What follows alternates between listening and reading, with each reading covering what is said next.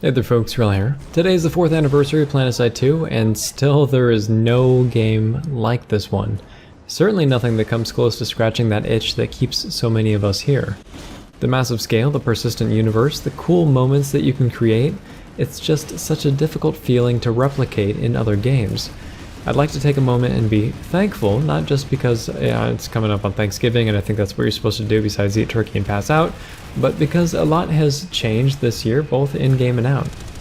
It has been pretty close to a year since I started helping Daybreak with some contract work here and there, actually developing the game.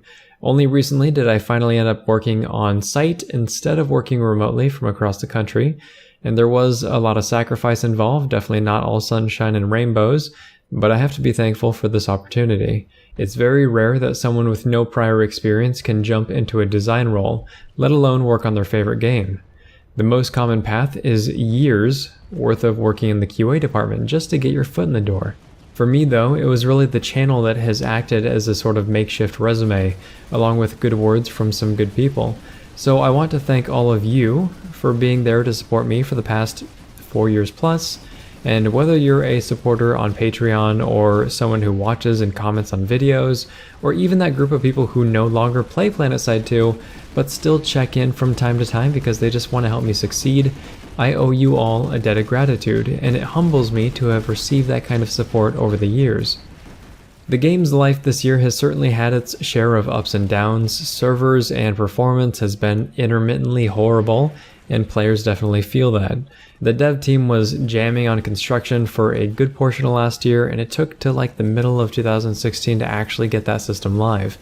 From the community's perspective, there were just long droughts of content, and when there's droughts of content, it seems like there's a lack of development. Fortunately, construction system did end up going live on PC, hopefully on PS4 eventually, and after some refinement, it ended up being a system that a lot of people continue to use and continue to enjoy. New players got adjustments to their default loadouts, air-to-air balance passes were made, some ground vehicles got adjustments, new weapons came out, UI was rocking on a bunch of quality of life issues, remote vehicle spawning came in, new weapons came in, pistols all got optics, some of the clone weapons got revamped model-wise, Faven and soon-to-be Doku's composite armors made their way into the game, and that's on top of the countless other updates and improvements that have been made over the year.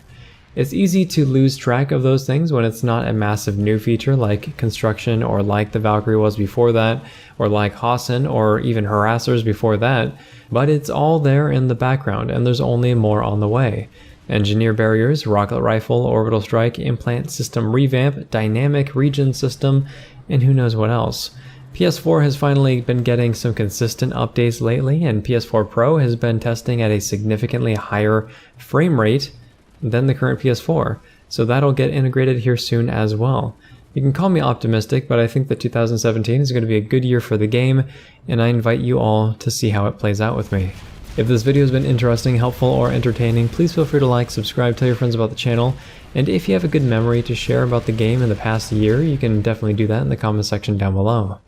Thanks very much, folks. Wrel signing off.